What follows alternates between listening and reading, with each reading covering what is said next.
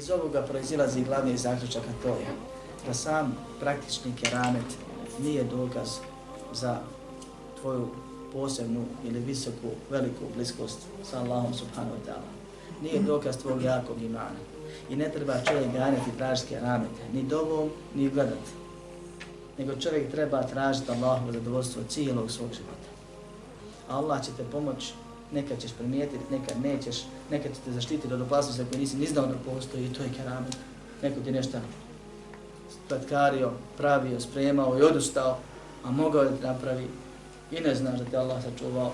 Nekad će te Allah preko tebe pomoći vjeru, pa nisi to ti ničim zaslužio, ničestvo, nego Allah vjeru branio, a ti si tu samo sredstvo bio.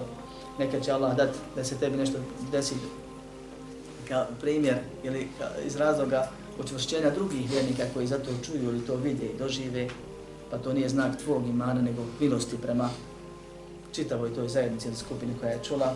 Prema tome, keramet su istina, Allah ih daje iz mudrosti i milosti, sve u milosti. Iz mudrosti koju on poznaje.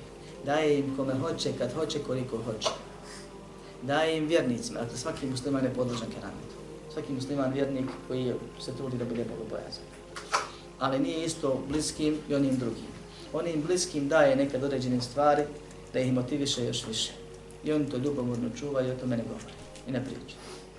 Nego se Allahu zahvali i nastavljaju dalje. I to im bude motivacija da čuvaju ono za što misle ili bivaju nadahnuti da im ne upadne, da je to upravo razlog te počasti koja im se desila. Daje ljudima koji su bili dobri kad počnu da klone i oni su također zahvalni i često se to priča pa bude primjer drugima. Ne da se on hvališi, nego se desi ispriča se Allah, da se čuje. I najčešća vrsta u našoj generaciji i generacijama nakon naše je kad Allah pomaže vjeru preko ljudi, bez obzira bili on dobri ili loši, onda kad oni brane ili bore se za Allahovu vjeru na bilo koji način kada ih treba braniti ili pomoći. Jer Allah je rekao, ako Allah pomogne, nekad će vas pomoći.